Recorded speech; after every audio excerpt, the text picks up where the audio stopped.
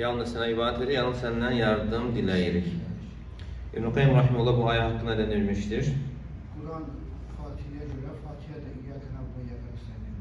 Yəni Quranın mənası Fatiha'ya qayıdır. Fatiha'nın da mənası İyyâke na'budu ve İyyâke nestaîn qayıdır. Deməli, İyyâke na'budu nə idi? Lillahi və billahi. Lillahi. Və İyyâke nestaîn? Lillahi. Deməli, insanın yolu, gedişatı bu lillah billah olmalıdır. Allah üçün və Allahdan bütün işlərdə yardım diləyərək. Demək, İxlas barəsində çox götürülmüşdür. Sonra qeyd olundu ki, bu ikinci hissəsi də yəni əhəmiyyət baxımından ondan heç geridə qalmır. Çünki o qədər mühümdür. Və İyyâke nestaîn'i doğrultmaq. Əgər insan və İyyâke nestaîn ayəsini doğruldarsa, onda nə olmaz? İyyâke nestaîn deməli ucub. Ucub olmaz, yəni təkəbbürlü olmaz. Riya hansında olmaz? İyyâke na'budu. Və İyyâke na'budu ayəsini doğruldan, gerçəkləşdirəndə nə olmur? Riya olmur. Və İyyâke nestaîn'i doğruldanda əgər bir insan təkəbbürlənirsə və etdiyi əməlləri özündən görürsə, o deməkdir ki, o və İyyâke nestaîn ayəsini hələ anlamayıb. Və yaxud da başa düşdürsə də doğrultmayıb. Əgər insan aleyhisselam anlayarsa və onu doğruldarsa, yəni onda ücbün olması, təkəbbürlüyün olması, özündən razılığın olması nədir? Mümkün deyil. İnsan nə vaxt özündən razı qalır? Əməlləri özündən görən. Amma bu İyyâke nestaîn və İyyâke nestaîn'i anlayan insan başa düşür ki, nemətlərin hər biri Allahdandır. Onda əlbəttə ki, insan təkəbbürlənməz. Yaxşı, sonra başqa bir şey qeyd eləmişdik ki, insanın bu dünyada əsas imtihanı nəyə görədir? Dua, yəni Allahdan istəmək. İstianəyə görə. Deməli, insan yoxlanılır, imtihana çəkilir, insana verilən dəyər, ölçü, qiymət istianəyə görədir. Yəni, burada insan özü baxa bilər, nə qədər istianə edir, nə qədər dua edir, nə qədər yalvarır. Ona görə insan nə qədər dua edirsə, Rəbbindən istəyirsə, bir o qədər də ucalmasına səbəb olur. Yəni, insanın ümumiyyətlə ucalması qulluğuna görədir. Əsasən insanın ucaldılması nəyə görədir? Qulluğunu doğrultmasına görədir.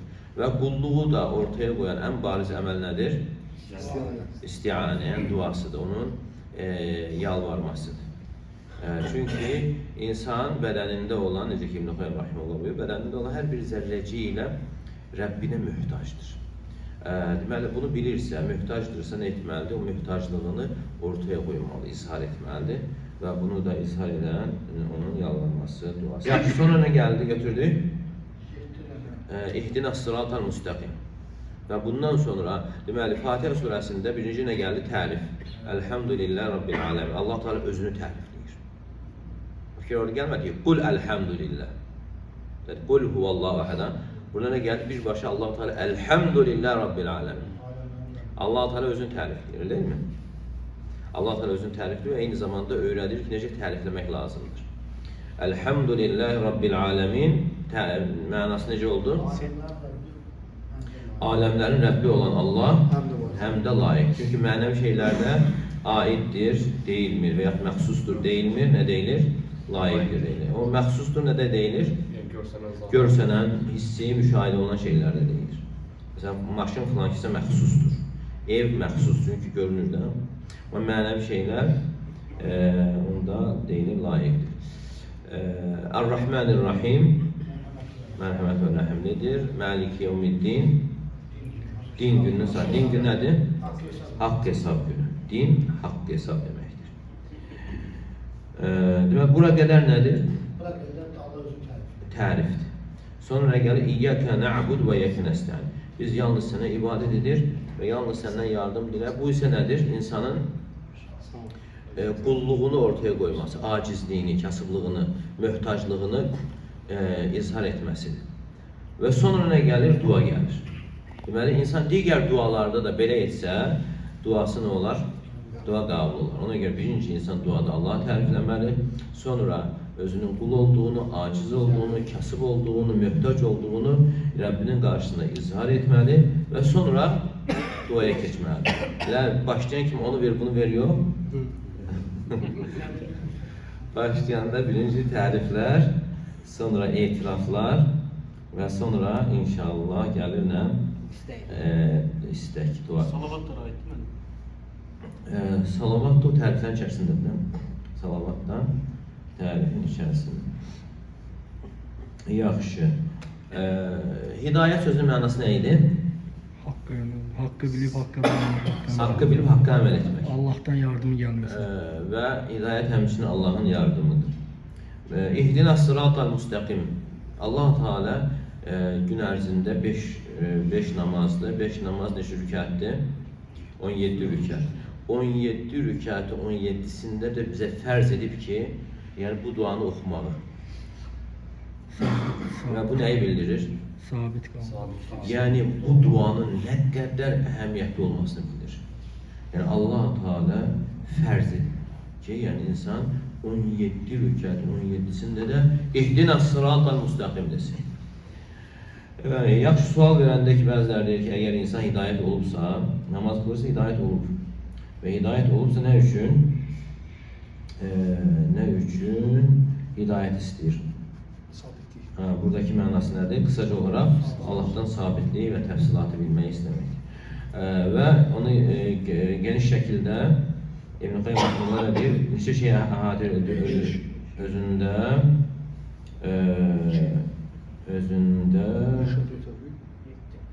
7 şey.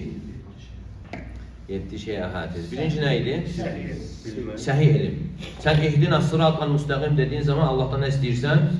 Səhih elm. Yəni səhih elm olmasa, insanın öyrəndiyi doğru olmasa, hidayət hasil olar mı? Olmaz. Ona görə insan oxumaqla da yanaşı, Rəbbindən düzgün olanı, düzgün başa düşməyi istəməlidir. Təsəvvür edin, baxın Peyğəmbər sallallahu aleyhi və səlləm gecə namazında istiftah duası var da, gecə namazında istiftah duası, açılış duası. Biz başqa məsələn namazda Subhanəkə var, Vəccəhdu var, Allahümə bə'id beyni və beynə xatayaya var. Məsələn, müxtəlif istiftah duaları var da. Amma gecə namazında ilk başladığı Allahümmə Rabbə Cibrilə və Mikailə və İsrafil Peyğəmbərləri adını çəkərək onların Rəbbi deyərək dua edir. Cəbrail, Mikail, İsrafilin Rəbbi. Fatiras səməvati vəl ard. Göyləri və yeri yaradan. Aliməl qeybi və şəhadə. Qeybi və aşkarı bilən. Əntə təhkumu beynə ibadikə fīmə kənu fīhi yaxtəlifun. Qulların arasında onların ixtilaf etdiyi məsələlərdə sən hüküm verirsən. İhdini liməxtulifə fīhi minəl haqqi biiznik. İnnəkə təhdi mən təşəv ilə sıratı müstəqim. Onların ixtilaf etdiyi məsələlərdə öz izninlə məni haqqa yönəlt. Haqqa hidayət et. Haqqa hidayət et, həqiqətən sən istədiyini edirsən, haqqa hidayət yönəldirsən. Hansı ki Allah Teala onun haqqında buyurur və təvəkkəl alallah innəkə aləl haqqil mubin. Sən Allaha təvəkkül et, həqiqətən sən açıq aydın haqq üzərindəsən. Deməli, Peyğəmbər sallallahu aleyhi və səlləm açıq aydın haqq üzərində olmasına baxmayaraq yenə Allah'tan nə istəyir? O haqq olana yönəldir. Və bu mühüm məsələdir. Ona görə insan daima dua etməlidir ki, məni haqq olana, haqq dinə yönəlt. Haqq üzərində sabitsən. Bəziləri var görürsən ki, Allah Teala bizi bu yolda sabit eləsin. Amma bilmir ki, o yol özünə elə gələ bilər. Özünə elə gələ bilər ki, bu yol sələfilikdir, doğrudan mı? Ola bilər ki, sələfiliyin daban-dabana ziddir. Ona görə daima insan haqq olanı istəməlidir. Allah Resulü sallallahu aleyhi və səlləm Allah Teala'nın təzkiyəsi ilə yanaşı nə deyir ki, onların ixtilaf etdiyi məsələlərdə məni haqq olanı yönəldir. Hələ gecə namazında elə birinci dua, giriş duası. Və bu da mühümliyi bilir. İnsan daima nə qədər əməl etsə də, nə qədər yəni haqq yolda olmasına baxmayaraq duasında nədir? Duasında haqqı istəməli ola bilər. Yəni yenə haqq ondan yan keçə bilər və əməllərdə haqq olmaya bilər. çalışır. Amma yenə Rəbbindən haqq olanı, yəni deməsin, mən olduğum üzərində sabit elə. Bir var insan deyir ki, bizi bu yolda sabit eləsin. Bir də sən Allahım məni haqq yolda sabit elə. Məni haqqa yönəlt. Fərq var? Deməli, birinci insanın ihdina sırat-ı müstəqim dediyi zaman Allahdan nə istəməsidir? Səhi elm. Çünki insan var, yəni oxuyur, tərsinə başa düşür, oxuyur, azır. Oxumazdan əvvəl heç elə deyildi. Məsələ sadəcə insanın oxumasında da deyil, öyrənməsində deyil, öyrənəndən sonra da yenə haqqa isabət etməsindədir. Ona görə daima insanın duaya ehtiyacı var. Deməli, ihdina sırat-ı müstəqim dediyimizdə birinci düşündüyümüz nə olmalıdır? Bizi səhi elmə, doğru olan elmə. Sonra qadir olmaz. Yəni insan niyə görə? İnsan özü-özündə acizdir. Yəni Allah Teala onu qadir etməsə, güc ola bilmez. Qadir edən, güc verən kimdir? Allah Teala. Sonra üçüncü, istəyənlərdən olmaz. Məsələn, insan elmi də var, belə güc də var, amma istək yoxdur. İstək yoxdur, yenə hasil olmur. Ona deyirsən ki, yarım məni onu istəyənlərdən, haqqı istəyənlərdən et. Dördüncü, edənlərdən. Edənlərdən. Beşinci, sabitlik. Sabitlikdir. Çünki mühümdür, sabitlik. Çünki insan gəlir, bir ay, 2 ay, 1 il, 2 il, görsən yoxdur. Qırılır. Əsas məsələ gəlmək yox, əsas məsələ yəni bu yolu axıra qədər davam etməkdir. Ona görə bir insan bu hidayət karvanı, eləsi gəlir bu yolun əvvəlində qırılır, eləsi var bu hidayət karvanının ortasında qırılır, eləsi də var axıra qədər. Ona görə insan yalvarmalıdır ki, bu yolu axıra qədər davam etməyə müvəffəq eləsin. Sabitlik istəməli, davamlı olaraq. Və həmçimiz götürdük ki, alimlərə sual veriləndə ki, yəni insan hidayətə gəldikdən sonra, hidayət üzərində sabit olduqdan sonra azmasına səbəb nədir? Yəni bir var insana elə gəlişi də sabit olmayıb. Görürsən ki, bu insan sabit deyil, gah belə, gah belə. Amma bir də var insan həqiqətən sabit olur, illərlə. Amma sonra görürsən ki, yoxdur. Deməli, o insan deyil, sabitlik istəmədiyinə görə və bir də şükür eləmədiyinə görə. Sabitlik istəməlidir insan davamlı olaraq. Allahümme ya muqallibəl qulub, səbbit qalbi alə dinik. Ey qəlbləri çevirən, qəlbimi dinində sabit et. Deməli, dinimdə, mənim yolumda, yəni Allahın dinində, doğru olanda sabit et. Və ikinci nədir? Şükür. Şükür etməmək. Şükür etməmək. İnsan nə vaxt şükür eləmir? Özündən görəndə. Özündən görəndə, ücb olanda, özündən razı olanda. Yəni bəzən insan fikirləşir, burada nə var ki, namazda. Ölənə qədər qılacam deyir. Ona qədər o söz deyənlər var, görürsən ki, Allah qorusun, mürtəd olanlar da var, artıq bataqlıqda olanlar da. Yəni insan bilmir. Ona görə bu yolun qorunması üçün davamlı olaraq sabitlik və həmçinin şükr etmək. Sonra 6-cı maniyələrdən uzaq olmaq. Maniyələrdən uzaq olmağı istəmək. Deməli, insan ihdina sırat-ı müstəqim dediyim zaman Allah Teala'dan səhi elmi istəyirəm, sonra qadir etməyini istəyirəm, sonra istəyənlərdən olmaq istəyirəm, sonra edənlərdən, sonra sabiti, sonra maniyyə deyirsən ki, mənim maniyələrdən uzaq elə. Yəni, mən bu yolu düzgün şəkildə, yaxşı şəkildə gedənlərdən et. Yəni, çünki maniyələr insanın qarşısını alır. Dedikodular, artıq söhbətlər. Pis dostlar maniyələr artıq. Bəli, pis dost olsun, dedikodular olsun və yaxud çox şeylər, indiki dövrdə cihazlar olsun, çox şey ola bilər. Yəni, görsə ki, məsəl üçün, bu şeylər yayındırır, yəni o yayındıran şeyləri uzaq etmək. Çünki insana verilən əslində, məsələn, insan anlamır da, insana verilən nimətlər içərisində ən uca nimətlərdən biri vaxt nimətidir. Təsəvvürün vaxt niməti var şairi ki, hansı ki sən də onu qorumalısan və arabu əsələmə aleykə yadıyur. Amma görürəm ki, çox asan şəkildə deyil, zay olur səndə vaxt. Ona görə İbn-i Qayyim Rahimullah deyərdi ki, vaxtın zay edilməsi ölümdən daha pisdir. vaxtın zayi edilməsi, boş yerə keçməsi ölümdən şiddətlidir. Niyə? Çünki insan öləndə dünyanı və dünya əhlini tərk edir, itirir. Amma vaxtını zayi edəndə ahirəti, ahirət nemətlərini itirir. Hansı daha şiddətli oldu? Vaxtın zayi edilməsi. Ona görə deyirlər ki, vaxt ömürdür. Mesela kafirlər deyirlər ki, vaxt qızıldan üstündür. Müsəlmanlar deyirlər ki, vaxt ömürdür. Hansı daha qiymətli sözdür? Ömür. Çünki qızılı qaytarmaq mümkün. Ola bir insan var, milyoner olur, sonra bankrot olur. Yenə o qızılları qaytara bilirlər, işləyir. Yenə, amma ötən ömrü qaytarmaq mümkün olur. Ona görə vaxt nədir? Vaxt ömürdür. Və həmçinin əgər desəndir, bir dirhəm, bir dinar və yaxud da bir manat itirdiyin zaman kədərlənirsənsə, ötən vaxtına görə ağlamalısan. Yəni, görürsən, yəni insan heç düşünmür də. Məsələn, bir manat itəndə adam özünə yer tapmır, fikirləşir, axtarır, narahat olur. Halbuki heç nədir də, amma ötən vaxtına görə insan bu cür narahat olmur. Ona görə sələflər deyir, görəndə ki, insanlar oturublar boş-boşuna küçədə, çayxanada, deyərdilər ki, kaşki vaxt satılardı, biz onlardan vaxt alardı. Yəni, vaxtın nə olduğunu bilmirlərdi.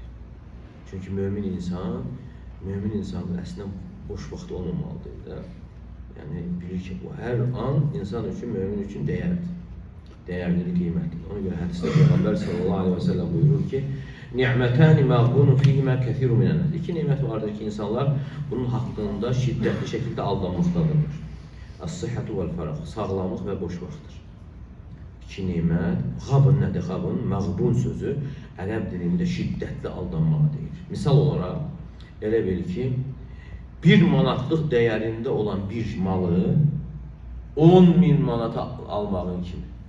10.000 manat sahib verirsən, sonra deyilək, bunun qiyməti 1 manat. Adam nətər olar? Dəli olur ki, nətər oldu da mən aldım. Mən aldatdılar. 1 manatlıq bir şey mənə sıradılar 10.000'ə. Və yaxud 10.000 manatlıq bir şeyə 1 manat satması kimi. Və ona görə deyir ki, qabın budur deyir. Qabın sağlamlıq və boş vaxtı düzgün dəyərləndirməməkdir. Və xüsusən də insanda ikisi də cəm olarsa, bəzən cəm olmur insanda, bəzən də insan sağlam olanda boş olmur, boş olanda da sağlam olmur. Boş olanda da çox sağlam olur. Amma əgər hər ikisi insanda cəm olarsa, həm sağlamlıq, həm də boş vaxt, bunu dəyərləndirməzsədir, o insan həqiqətən əməlləri baxımından ziyana uğrayanlardan sayılır. Və ona görə o niməti dəyərləndirən, məsələn, o İbn Qayyim rahimehullah belə insanlar, onlar vaxtın boş keçməsinə görə tövbə edirdilər. Tövbə, məsələn, biz elə bir tövbə yalnız günahlara görədir də. Hətta bu vaxtın boş yerə keçməsinə görə. Onlar necə məsələni tuturlar ki, yəni boş vaxt, yəni o zikirsiz keçdiyinə görə, yaxşı keçmədiyinə görə də o vaxt üçün bir tövbə edirlər, istiğfar edirlər. Demək, 7-ci nə oldu? Təfsilat. 7-ci təfsilatı bilmək. Çünki yəni, bu şəriət genişdir. Təfsilatı bilməsə, insan nə olur? İnsan ümumi bildiyi halda görürsən, azmasına səbəb olur, günaha düşməsinə səbəb olur. Misallar gətirmişdir. Məsələn, çox şeylər ola bilir də. İnsan ümumən bilir, amma görə təfsilatı bilmədiyinə görə günah düşür. Misal olaraq, qızıl və gümüşün ham bilir ki, faiz olmaz. Faiz haram elə, ham bilir. Hər bir müsəlman bir faiz haramdır. Amma görürsən, o söz deyən insan faizlə məşğuldur. Necə? Qızılı nisyə alır. Məsələn, xüsusən toy qabağı gedirlər, deyirlər ki, ver, sonra toydan yığılan puldan ödəyərik. Bu nədir? Haramdır. Haramdır, nədir? Faizdir. Hansı faiz? Nisyə faizi. Məsələn, insanlarda əsas bilinən nədir? Ziyadə faizi var da. Məsələn, 10.000 verib 11.000 götürmək. Amma bir də var, nisyə faizi. Bu nədir? Nisyə faizi. Qızıldır, gümüşdür, puldur, bunlar nisyə faizinə daxil və bir də müəyyən qida sinifləri var. Ha? Yəni, buğda yeyinti, onlar öz aralar. Onlar pulla onları aldığın zaman problem deyil. Özü ilə, bir buğda dəyişəndə ona aid. Ona görə bəzən görürsən insan ümumən bilir, təfsilatı bilmədiyi üçün görürsən günaha düşür. Ona görə insan çalışmalıdır ki, məsələlərdə də təfsilatı bilsin ki, yəni harama düşməsin. Çünki Peyğəmbər sallallahu aleyhi və səlləm buyurur ki, "Əz-zəhəb biz-zəhəbi həən və həm mitəbi-bisə." Qızılla qızıl dəyişəndə qrama-qram olmalı, əlbəl olmalıdır. Gümüşlə də gümüş eyni ilə, qrama-qram əlbəl olmalıdır. Və sonra buyurur ki, "Və idəxtələfətil asnaf fəbi'u keyfə şeytum." Amma siniflər dəyişərsə, istədiyiniz kimi satın. Ola bilər məsələn insan 10 qram qızıl verir, 30 kilo gümüş götürür. Problem deyil. Amma şərti idə kənə yedən biyət, əlbəl olarsa. Dollarla manata da aiddir. Dollarla manata aiddir, bəli. Dünya məzəmmətində. Dollarla manata aiddir. Mənim heç bu belə də olmaz ki, məsələn, qızıl aldım və düşümlə maşından pul götürüm gəlib verir. Olmaz. O da olmaz. O da olmaz, bəli. Yəni əlbəl olmalıdır. Sən ver, məsələn maşın küçədədir də, gedib gətir, olmaz. Yəni get gətir, ver, götür. Pula da aiddir. Bəli, pula da aiddir. Pulla dəyişəndə də olmalı. Pulla, yaxud da pulu xırdalayanda da aiddir. Pulu xırdalayanda çox. Məsələn gəlmirsən taksi ilə, indi xırda verməsi xırda yoxdur səndə. 5 manat verməlisən məsələn. Gəl dükana deyirsən ki, mənə 10 manatı xırda ver. Deyir ki, xırda yoxdur. Xırda yoxdur. Məsələn deyir ki, 7 manat verir, nə qədərsə yox da 10 manat verir. Sonra gəlsin verərəm. Bu da olmaz. Çünki 10 manat verirsə 10 manat götürməlisən. Yaxşı, bu taksini də yola salmaq. Onda nə eləməlidir? Onda borc almalıdır. Onda ondan 5 manatı borc almalıdır. Taksini yola salmalıdır. Ondan sonra o manatı xırdalayıb 10 manatı xırdalayıb verməlidir. Deməli, xırdalayanda da bəzən olur, bəzən o vaxtı 1 manata məsələn 20 qəpiklər 4 dənə 20 qəpik verib 4 abbası verib 1 manat götürmək bəzən ehtiyac olur da qəpiklərə olmaz, deməli faizə aiddir. Və belə məsələlər var, hansı ki, yəni insanlar bilmədən düşürlər günaha, təfsilatı bilmədən. Və 7 şey. İhdinə sırat-ı müstəqim dediyimiz zaman Allah Teala neçə şey istəmiş oluruq? 7 şey. Hansılar idi? Səhiy eləyim, qadir olmaq, istəyənlərdən olmaq, edənlərdən olmaq, sabitlik, sonra manilərdən uzaq olmaq və bir də təfsilatı bilmək. Yaxşı, sonra götürmüşdük. Sonra sırat götürmüşdük. Sırat olması üçün, sırat özü-özlüyündə düz yol idi. Məsələn, orada əlavə müstəqim Düppədüz yolda başlandıqdan sonra. Sifət-ül kəşf. Sifət-ül kəşfə gedir onlar. Əlbəttə ki, müstəqim də olması, əlbəttə ki, onu kəşf edən, izah edən sifət, izah edən bir vəsf. Necə ki, məsələn, ayədə başqa yerdə gəlir ki, yaktubuna bi əydim, onlar əlləri ilə yazırlar. Bir insan ayağını yazır, əlləri ilə yazır. Yəni, əlbəttə ki, o əllərin qeyd olunması orada nə ki, sifət kəşfə gedir. Onu izah edən bir vəsf. Və yaxud da iki qanadı ilə uçan bir daimi yerə yadır bir cənəhiyi. Deməli, sırat olması üçün müəyyən vəsflər var. Onlar hansılar idi? Geniş olması, yaxşı sonra? Düz olması. Məqsədə çatdıran olması. Yaxın olması. Geniş olması. Bir də təyin olunması. Təyin olması. Təyin olunması. Deməli, bunlar deyildi. Təyin olunması, bu məqsədə çatdıran yol olaraq təyin olunmasıdır ki, bu vəsflər olarsa da sayılır, sırat sayılır. Yaxşı, sonra nə götürmüşdük? Sırat-əl-ləzīnə ən'amtə aleyhim. Nemət verdiyin kəslərin yoluna. Və burada müəyyən faydalar götürmüşdük ki, nemət verilənlər kimlərdir? Peyğəmbərlər, siddiqlər, şəhidlər, salihlər. Çünki Nisə surəsində keçir, minən-nəbiyyinə və sıddiqinə və şühədəyi və salihin və həsunə uləykə rafiqa və onların yoldaşlığı nə gözəldir, nə gözəl yoldaşlardır. Yaxşı. İndi burada müəyyən faydalar götürdük ki, ümumi gəlməsində. Nə üçün məsələn deyilmədi ki, əgər bu Peyğəmbərlərin yoludursa, nemət verirlər. Desən ki, ihdina sırat-ı müstəqim, bizi doğru yola yönəlt, sırat-ı nəbiyyin, Peyğəmbərlərin yoluna. Bizi Peyğəmbərlərin yoluna yönəlt. Qısaca da, amma Allah Teala dedi ki, ən'amtə aleyhim, sənin nemət verdiyin kəslərin yoluna. Yəni, şəxslərə yox, vəsflərə Ay, sağ ol. Deməli, burada birinci insan bunu eşitdiyi zaman artıq bilir ki, xatırlayır ki, onların, yəni o qeyd olunanlar, Peyğəmbərlər, siddiqlər, şəhidlər, salihlər, onların nemət verilənlərdən olmasına səbəb nədir? Bu yol getməsidir. Bu yol getməsidir. İnsan bunu xatırlayır və ikinci isə qeyd olunan, deməli, Allah Teala nəyə bağlamadı? Fərdlərə, şəxslərə, adlara bağlamadı. Nəyə bağladı? Vəsflərə bağladı. Bu da nəyə işarədir? Təqlidi tərk etməyə. Təqlidi tərk etməyə. Çünki insan bir şəxsə bağlananda, o yaxşı olanda özü də yaxşı olur, pis olanda özü də pis olur. Yəni fəsadı nədir? Məsələn, insan ola bilər, həqiqətən onun nümunə götürdüyü insan yaxşı insandır, mömin insandır. Amma heç kəsə garanti yoxdur da, yəni sabit qalacaq, heç kim bilmir. Ona görə insana şəxsə bağlananda nə olur? Görürsən ki, o yaxşı olanda özü də yaxşı olur. O azanda bu da azmasına səbəb olur.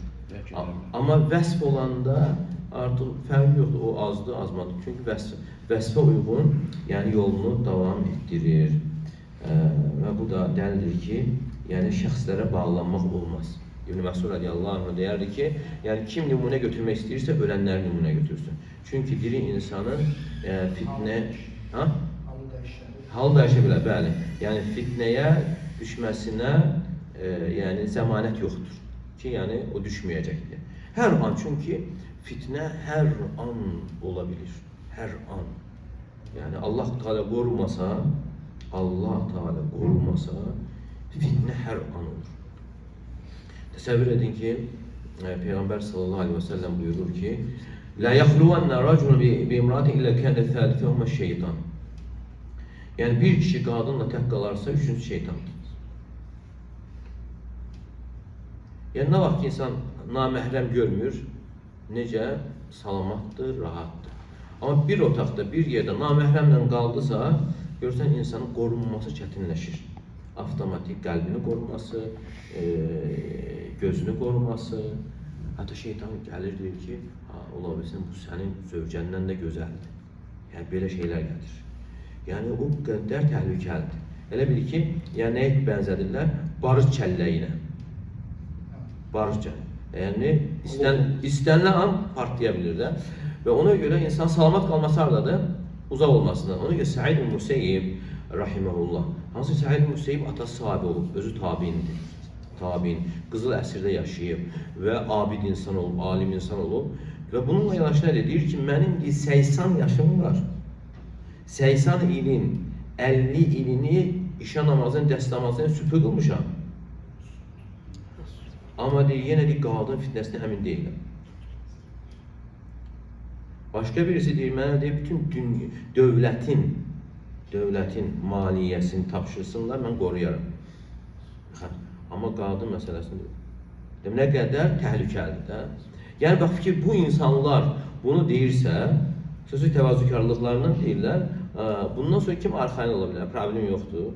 Yəni, mən geçsəm də fitnəyə düşməm. Ona fitnə hər an ola bilir. Ona görə davamlı olan insan sığınmalıdır və səbəb olaraq da qaçmalıdır. Ona görə məsələn, Dəccal məsələsində Peyğəmbər s.ə.v nə deyir ki, kim Dəccalın çıxdığını eşitdisə, qaçsın, uzaqlaşsın. Deyir, onun Dəccal olduğunu nə qədər bilənlər olacaq, fitnəsinə düşəcək, yaxın getdiyinə görə.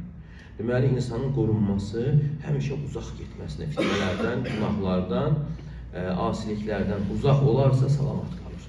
Amma yaxın getdisə, hər an, məsələn, bəzən görürsən, insanın o fitnəyə düşür, anmət, bir Allah'tan yardım gəlir, insan qorunur. Bəli, qorun qırağında otlamaq, hansı ki, orada sərhəd də yoxdursa, yəni kəpər deyək də, otlayacaq da asanlıq düşəcək. Və həmçində insan yaxın getdisə, insan fitnəyə o cür asanlıqla düşür. Bu Dəccalın qadınlara olan təsiri, belə bir şey eşitmişdim. Dəccal gələn vaxtı qadınlar ondan ötürü dəli olacaq, yəni qaçacaqlar ondan. Ümumiyyətlə, yəni o əlində çox şeylər olduğuna görə qadınlar elə-belə adi vaxtda fitnəyə asan düşür. Amma sən təsəvvürlə bunun əlində olmadığı bir şey olmayacaq. Fitnə olaraq da, bulduqca yağış yağdı, yağacaq. Bitkiləri çıxart, yer bitkilərini çıxardacaq. Kim özünə tabi olmadı, orada quraqlıq olacaq. İndi fikir ver, heç nə yoxdur. İnsan asanlıqla fitnəyə düşür. Mən elə bir şey Ha, eşitdim ki, ayaqlarını bağlayıb. Elə bir Yəni də onlar, yəni birinci özü və ailəsini də o cür qorumaya çalışmalıdırlar. Yəni niyə görə? Çünki qadın daha zəifdir. Fitnəyə daha meyillidir.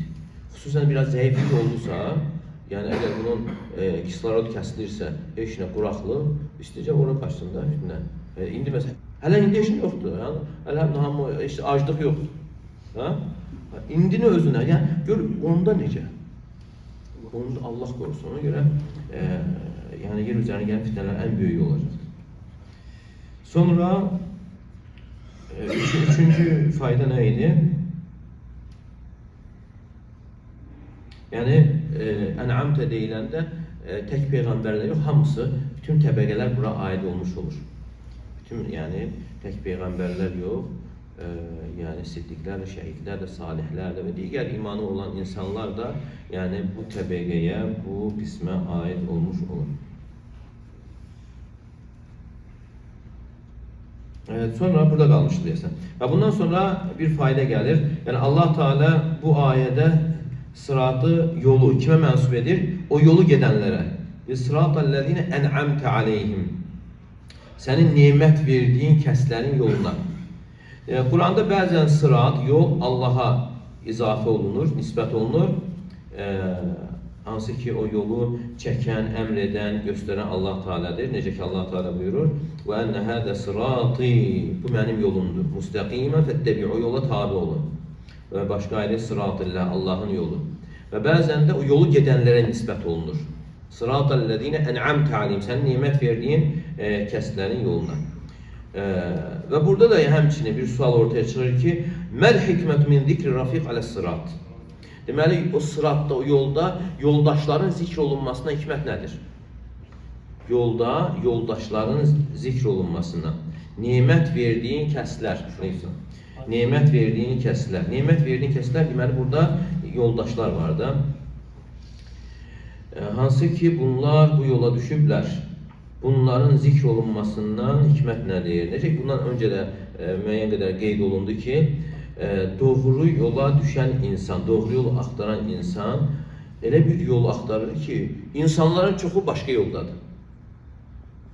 Deməli, doğru yol istəyən insan elə bir yola düşür ki, insanların çoxu yolda deyil. Yəni, bu yolda olanlar azdır. Çoxu haradadır? Zəlalətdədir, pozuntudadır. وَهُوَ مُرِيدُ لِسُلُوكِ طَرِيقِ مُرَافِقُهُ فِيهَا فِي غَايَةِ الْقِلَّةِ. Elə bir yolu gelir ki, orada onun yoldaşları say baxımından azdır. Və insan nəfsi də elədir ki, tək olanda insana bir sıxıntı üz verir. İstəyir yoldaş olsun. Yoldaş olsun ki, ünsiyyət tapsın. Və Allah Teala burada bu neməti, yoldaş nemətini qeyd edir. Elə bir ki, deyir ki, ey qulum, sən bu yolda gedənlərin azlığından darıxma, sıxılma. Və həmçinin bu yoldan üz döndərənlərin sayının çoxluğundan da narahat olma. Necə ki Allah Teala buyurur: "Və mə əksərun nəsi və ləv harasta bi mu'minin." Sən nə qədər istəsən də insanların çoxu iman gətirən deyildir. Lakin bu yolda elə bir insanlar gedib ki, qövmlər, insanların ən xeyirləri, bəşəriyyətin ən xeyirləri, peyğəmbərlər və onlara tabi olan insanlar, siddiqlər, şəhidlər, salihlər və onlar da Allah Teala'nın nemət verdiyi kimsələr.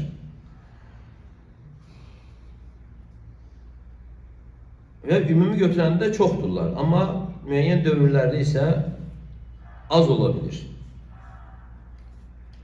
Amma ümumi götürəndə toplum şəklində, yəni o vaxtdan indiyə götürsək, bu yolu gedənlər çoxdur. Amma hal-hazırda insanın getdiyi vaxtı isə az ola bilər. فَإِذَا عَرَفَ الْعَبْدَ أَنَّهُ يَسْلُكُ طَرِيقًا هَؤُلَاءِ الْأَخْيَارِ هُمُ السَّالِكُونَ. İnsan biləndə ki, elə bir yolu gedir, hansı ki o yolu bundan əvvəl daha xeyirli insanlar gedib. Tərəddüd etmir, sıxılmır. Yəni biz misal gətirdik də, hansı ki, məsələn bir yol var, insan heç kimin getmədiyi yoldur. Soruşursan ki, bu yol necədir? Deyirsən ki, sən birinci gedirsən, insan narahat olur. Bilmirik, qabağına nə çıxacaq, nətər olacaq yol. Yaxşıdır, yoxsa orada problemlər çoxdur, quldurlar var və yaxud da yolun özü kələ kötürdür. Bilmir. Amma biləndə deyəndə ki, bu yol işlək yoldur, rahat olur. Və həmçində bu axirət yolunu Allah Teala xatırladır ki, sən narahat olma. Yəni sən nemət verilən insanların getdiyi yoldur. Hum aqalluna qadran və in kan aktharuna adadan. Yəni bu yoldan çıxanlar sayı çox olsalar da, amma onların dəyəri azdır. Necə ki, sələflər deyərlər ki, "Aleyke bi tariqil haqq." Sən haqq yolunu tut, və la tastahbish bi liqillati salikin. Bu yolda olanların azlığına görə sıxılma. Sən batil yolu tərk elə və həlak olanların, azanların çoxluğuna görə də aldanma. Və ona görə insanın qəlbinə qədər sıxıntı düşərsə bu yolda və özünün tək olduğunu hiss edərsə, daima əvvəlkilər xatırlasın. Yəni bu yolda məndən əvvəl elə insanlar gedir ki, hansı ki insanların ən xeyirliləri, məndən də üstün insanlar bu yol gedir. Ona görə narahatçılığa yer yoxdur.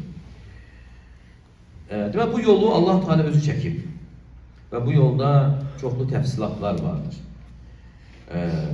Yəni bir yoldur, amma şəriətlər, qayda, qanunlar çoxdur. Demək, bəzən görürsən insanlar ümumiyyətlə bu yola gəlir. Necə ki, ayəni keçdik ki, sən nə qədər istəsən də insanların çoxu iman gətirməzlər. Və bəzən insanlar gəlir, amma oradakı təfsilatların çoxuna görə üz döndərlər. Və bəzən də görürsən ki, bidətlər çox olur bəzi yerlərdə və sünnələr tərk olunur. İnsan özünü qərib hiss edir. Təsavvuflarına görə üz döndərildiyində ağırlığına görə şey yoxsa? Tənha olduqlar. Bəzən ya insanların məsələlər çox olduğuna, nəfslərə uyğun gəlmədiyinə görə, nəfslərə uyğun, ağır bəli. Görsən, mənə görsən, insanlar bildiyi halda görsən ki, başqa yol seçir, onlar da biraz yüngül, sizdə ağırdır. Və bəzən də görsən, insan hətta öz qardaşları içərisində qərib olur.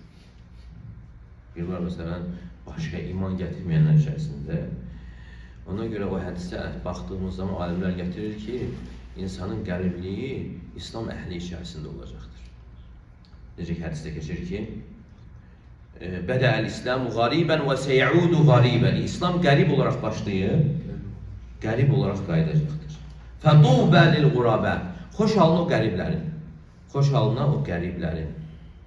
Dubə cənnətli bir məna olar xoş halına, amma dubə cənnətdə bir ağacdır. Onun ətrafını bir atlı yüzlə qət edir və cənnət əhlinin paltarları da onun tumurcuqlarından çıxacaqdır.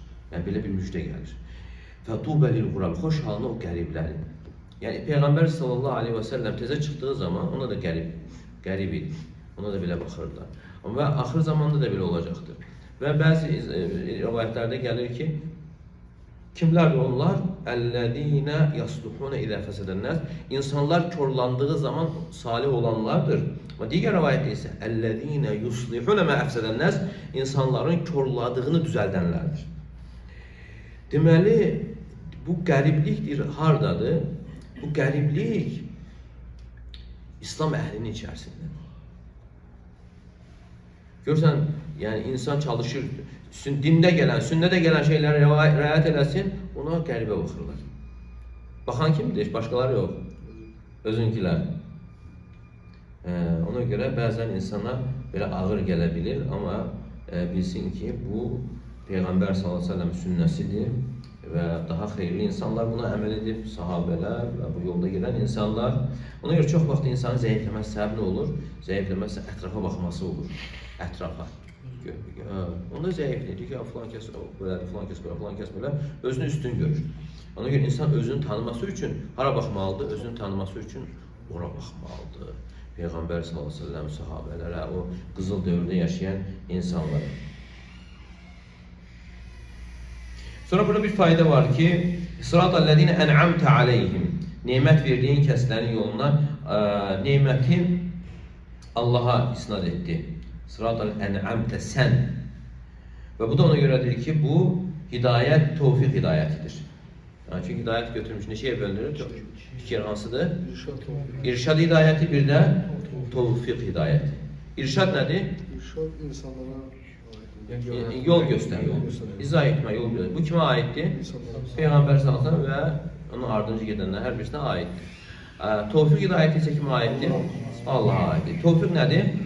O imanı qəlbə yerləşdirmək. İmanı qısaca olaraq imanı qəlbə yerləşdirmək, bu isə Allaha aiddir. Yəni sən nə qədər səhərdən axşama qədər danışsan da, əleyhissalam.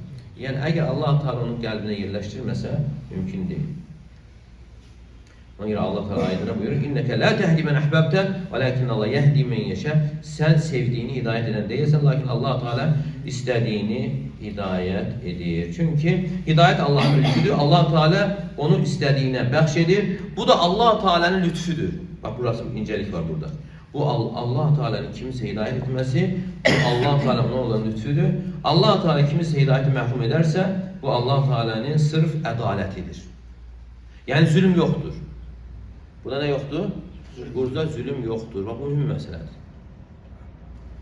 Bunu anlamaq, bəzən insan oxuyanda şeytan vəsvəsələr verir. Ayədə keçir, hansı ki Allah Teala'nın hidayət etdiyini kimsə azdıra bilməz və azdırdığını kimsə hidayət edə bilməz, elə mi? Fıtbada hərcədə oxunur, ayələrdə də var, hədislərdə də var. Bəzən şeytan gəlir ki, Allah Teala'nın azdırdığını deyəndə, yəni Allah Teala durduğu yerdə insanı mı azdırır və burada zülüm mü var görəsən, belə şeylər gəlir də. Ona görə bu insan hidayətin və zəlalətin nə olduğunu bilərsə, o zənnləri dəf edir insan. Demək, hidayət nədir? Allahın yardımıdır, Allahın rəhmətidir. Lütf, Allahın xalis lütfüdür hidayət. Və zəlalət isə nədir? Ədalətidir, yardımın kəsilməsidir. Ona görə bu nə ola bilməz? Burada zülm ola bilməz. Demək, Allah Teala kimisə hidayət edirsə, bu lütfüdür və kimisə azdırırsa, nə deməkdir? Bu ədalətdir. Məsələn, İbn Hüseyin Rahimullah misal çəkir, başa düşülməsi üçün. Məndə pul var, bu 10 nəfərdən 5-nə verirəm, 5-nə vermirəm. Heç kimə də borclu deyiləm. Mən də zülm etmiş olaram mı? Yox. Bir var, mənim işçilərim olar, işləyib verməm, başqa şey. Bir də var ki, mən borclu deyiləm. Sadəcə 5-nə istədim, 5-nə vermədim. Yəni misal, Allahın vəsfi daha ucadır. Yəni Allah Teala kimisə hidayət edirsə, bu onun lütfüdür. Amma kimisə azdırırsa, yəni zəlalət nədir? Yardımın kəsilməsidir.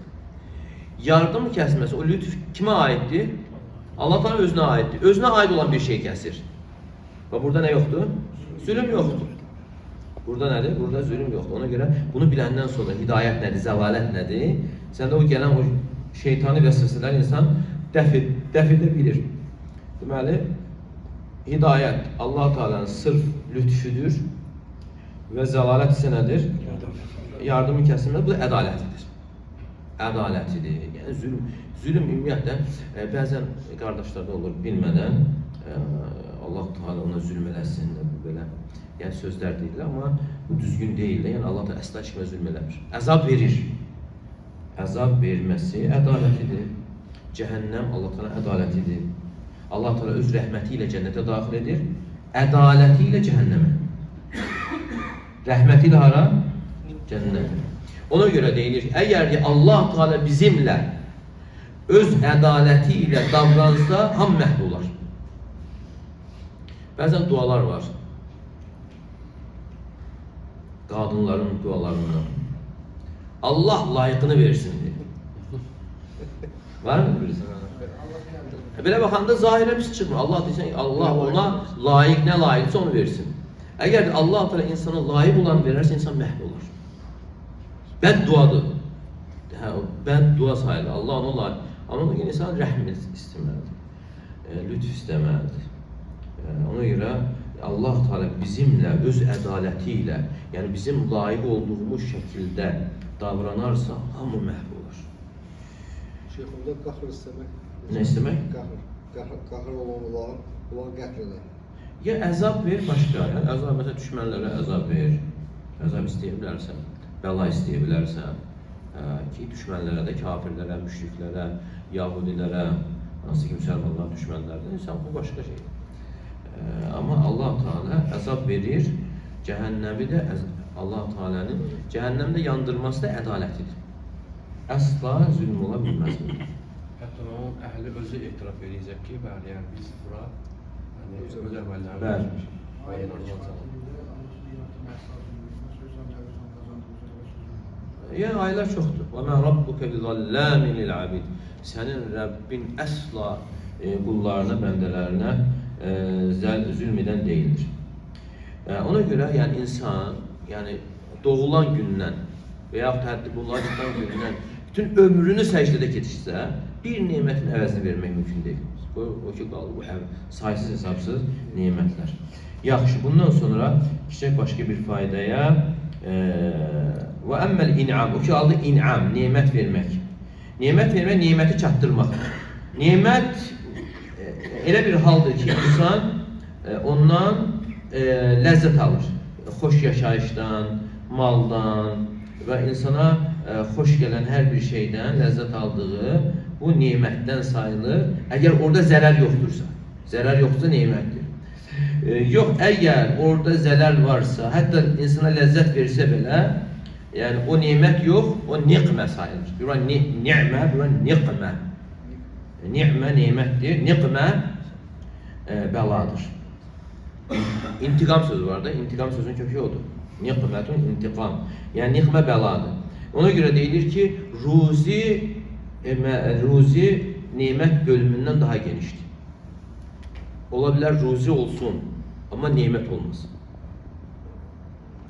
Demək, Allah Teala ruzini yarattıqlarına bolluca verir. Demək, onların əllərində olan, insanların əllərində olan ruzidir. Amma eləsi də o haramdır. Ruzidir nədir? Amma nədir? Haram ruzidir. Eləsi də o halaldır. İnsanın üzərine düşən də nədir?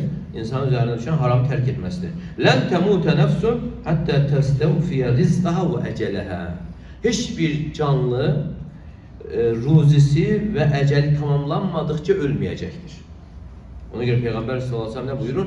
İttəqullaha və əcmilu fit talab. Allahdan qorxun, gözəl şəkildə ruzini axtarın, gözəl şəkildə.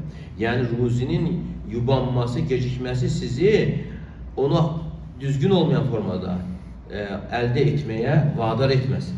Və bilin ki, insanın ruzisi və əcəl tamamlanmadıqca ölmür. Yəni ölən günə qədər ruzi var. Ruzi var. Sadəcə fərqli ola bilər. Kimisi çox, kimisi az, amma ruzi vardır.